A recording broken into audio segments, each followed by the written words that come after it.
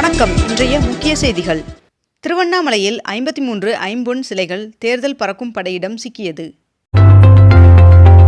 திருச்சியில் வருகின்ற 22ஆம் தேதி சத்குருவின் காவேரி கூக்குரல் சார்பில் மழைநீர் சேகரிப்பு கருத்தரங்கம் நடைபெற உள்ளது.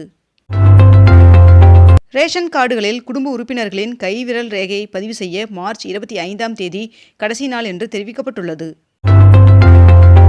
பூந்தமல்லி அருகே செம்பரம்பாக்கத்தில் பைக்கில் துணி சுற்றி கொண்டு செல்லப்பட்ட 27 லட்சம் பணம் தேர்தல் பறக்கும் படையினரால் பறிமுதல் செய்யப்பட்டது.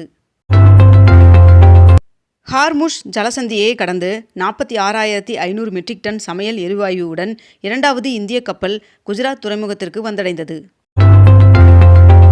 விமானங்களில் 60% இருக்கைகளை தேர்வு செய்ய தனியாக கட்டணம் வசூலிக்கக்கூடாது என்று விமான போக்குவரத்து அமைச்சகம் உத்தரவிட்டுள்ளது. சட்டமன்ற தேர்தல் நடத்தை அமலில் உள்ளதால் கார்களில் கட்சிக் கொடிகளை அகற்ற வேண்டும் என்று தேர்தல் அதிகாரிகள் தெரிவித்துள்ளனர். 22 கேரட் ஆபண தங்கத்தின் விலை சவரனுக்கு 640 ரூபாய் குறைந்து ஒரு சவரன் 1,16,560 ரூபாயாகவும் 1 கிராம் 14,570 ரூபாய்க்கும் விற்பனை செய்யப்பட்டு வருகிறது. இதனைத் தொடர்ந்து 1 கிராம் வெள்ளியின் விலை கிராமிற்கு 5 ரூபாய் குறைந்து 1 கிராம் வெள்ளி 275 ரூபாய்க்கு விற்பனை செய்யப்பட்டு வருகிறது. அதிக முக்கியத்துவம் வாய்ந்த தபால்கள் அடுத்த நாளே செல்லும் வகையில் 24 விரைவு தபால் என்ற புதிய வசதியை இந்திய அஞ்சல் துறை அறிமுகப்படுத்தியுள்ளது. அமெரிக்காவின் நீர்மூழ்கி கப்பல் தாக்குதலில் உயிரிழந்த 84 மாலுமிகளின் புகைப்படங்களை ஈரான் வெளியிட்டுள்ளது.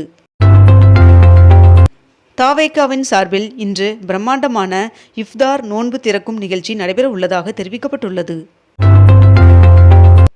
தமிழகத்தில் சட்டமன்ற தேர்தல் ஓட்டுப்பதிவு நாளில் சம்பளத்துடன் விடுமுறை வழங்கப்படும் என்று தேர்தல் ஆணையம் தெரிவித்துள்ளது.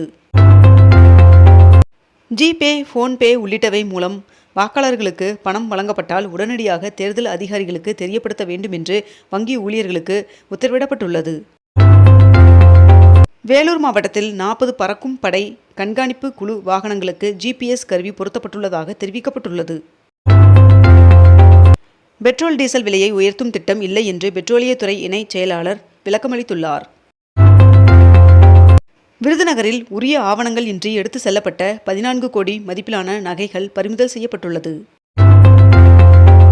வீட்டு கேஸ் சிலிண்டர் இணைப்பு உள்ளவர்கள் விரைந்து KYC செயல்முறையை முடிக்க மத்திய அரசு உத்தரவிட்டுள்ளது.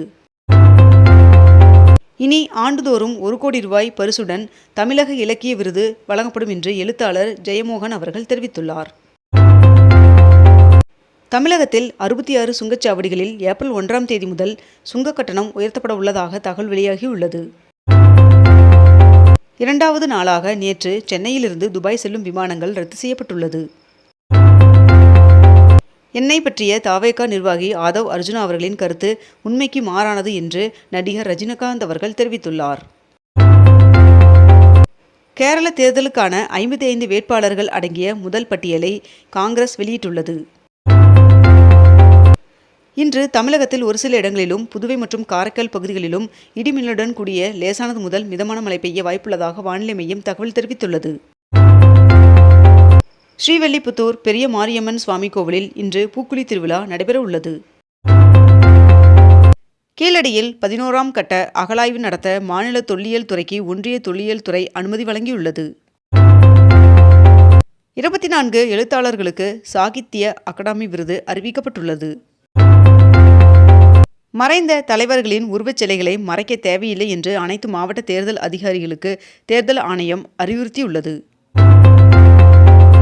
உத்தரப்பிரதேசத்தில் விற்கப்படும் முட்டைகளில் உற்பத்தி மற்றும் காலாவதி தேதிகளை கட்டாயமாக அச்சிட வேண்டும் என்று அம்மாநில முதல்வர் உத்தரவிட்டுள்ளார். மேலும் இவ்விதிமுறை வருகின்ற ஏப்ரல் 1ஆம் தேதி முதல் நடைமுறைக்கு வரும் என்றும் தெரிவிக்கப்பட்டுள்ளது. புதுச்சேரியில் பாஜக உடனான தொகுதி பங்கீடு பேச்சுவார்த்தையை முதல்வர் ரங்கசாமி அவர்கள் புறக்கணித்துள்ளார். தமிழகத்தில் 234 சட்டசபை தொகுதிகளிலும் இன்று வரை 23 கோடி ரூபாய் ரொக்கப் பணம் மற்றும் பரிசுப் பொருட்கள் பறிமுதல் செய்யப்பட்டுள்ளதாக தெரிவிக்கப்பட்டுள்ளது. தமிழ்நாட்டில் தேர்தல் நடத்தை விதிகள் அமல்படுத்தப்பட்டதில் இருந்து தற்போது வரை 23 கோடி ரூபாய் மதிப்பிலான பணம் மற்றும் பரிசுப் பொருட்கள் பறிமுதல் செய்யப்பட்டுள்ளது. 2வது LPG நந்தா தேவி என்ற டேங்கர் கப்பலானது ஹார்முஸ் நீரிணையை கடந்து இந்தியா வந்தடைந்தது.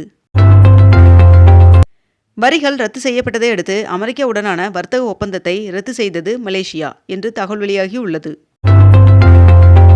தவேக தலைவர் விஜய் அவர்கள் சட்டமன்ற தேர்தலில் பெரம்பூரில் தொகுதியில் போட்டியிட முடிவு செய்துள்ளதாக தகவல் வெளியாகியுள்ளது. திருநெல்வேலி மாவட்டத்தில் ஏப்ரல் 1ஆம் தேதி பங்குனி உத்தரத்தை முன்னிட்டு உள்ளூர் விடுமுறை அறிவிக்கப்பட்டுள்ளது. உலகின் மிக சிறந்த இடங்களின் பட்டியலில் இந்தியாவை சேர்ந்த மேற்கண்ட இந்த 4 இடங்கள் இடம் பிடித்துள்ளது.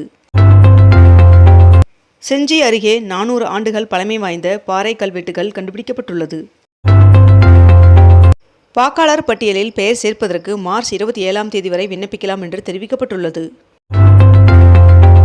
ரம்ஜான் மற்றும் நவராத்திரி பண்டிகையை ஒட்டி மார்ச் 19 மற்றும் 20 ஆகிய தேதிகளில் மாநிலங்களவை அமர்வுகள் நடைபெறாது என்று அறிவிக்கப்பட்டுள்ளது. எழுத்தாளர் தமிழ்ச்செல்வன் அவர்களுக்கு சாகித்ய அகாடமி விருது அறிவிக்கப்பட்டுள்ளது. டெல்லியில் காற்றின் தரம் மேம்பட்டதால் மாசு கட்டுப்பாட்டு தடைகள் நீக்கப்பட்டுள்ளதாக தகவல் வெளியாகியுள்ளது. தமிழகத்தில் மார்ச் 22ஆம் தேதி வரை லேசான மழை பெய்ய வாய்ப்புள்ளதாக வானிலை மையம் தகவல் தெரிவித்துள்ளது. தேர்தலில் வாக்களிக்கும் வாக்காளர்கள் வசதிக்காக 30 புதிய முயற்சிகளை தேர்தல் ஆணையம் அறிவித்துள்ளது. வருகின்ற ஜூன் 9ஆம் தேதியன்று வெள்ளி மற்றும் வியாழன் ஆகிய 2 கோள்களையும் பூமியிலிருந்து பார்க்க முடியும் என்று தெரிவிக்கப்பட்டுள்ளது.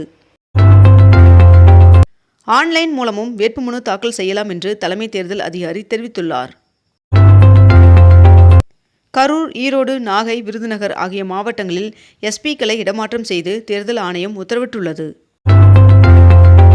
மதுபான கொள்கை முறைகேடு வழக்கில் சிபிஐ தொடர்ந்த மேல்முறையீட்டு மனுவை வேறு நீதிபதிக்கு மாற்றக்கோரி முன்னாள் முதல்வர் அரவிந்த் கெஜ்ரிவால் அவர்கள் உச்சநீதிமன்றத்தில் மனு தாக்கல் செய்துள்ளார். 19வது IPL சீசன் வருகின்ற மார்ச் 28ஆம் தேதி தொடங்க உள்ளது. குழந்தைகளுக்கு தமிழில் பெயர் வைக்க பிரத்யோக இணையதளத்தை தமிழக அரசு தொடங்கியது. மேற்கு வங்கத்திற்கு புதிய தலைமை செயலாளரை நியமித்து தேர்தல் ஆணையம் அறிவிப்பை வெளியிட்டுள்ளது. தேர்தல் விதிகள் அமலுக்கு வந்துள்ள நிலையில் 50,000க்கும் மேல் ரொக்கமாக கொண்டு செல்பவர்கள் உரிய ஆவணங்களை வைத்திருத்தல் அவசியம் என்று தெரிவிக்கப்பட்டுள்ளது. தமிழ்நாட்டில் 2106 பறக்கும் படைகள் அமைக்கப்பட்டுள்ளதாக தெரிவிக்கப்பட்டுள்ளது. தனியார் வாகனங்களுக்கான வருடாந்திர ஃபாஸ்டேக் பாஸின் விலையை 3000 ரூபாயிலிருந்து 3075 ரூபாயாக ஒன்றிய அரசு உயர்த்தியது.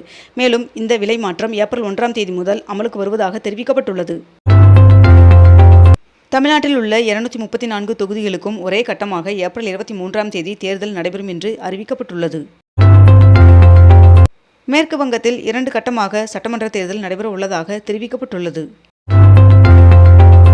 இத்துடன் இன்றைய தலைப்புச் செய்திகள் நிறைவடைகின்றன.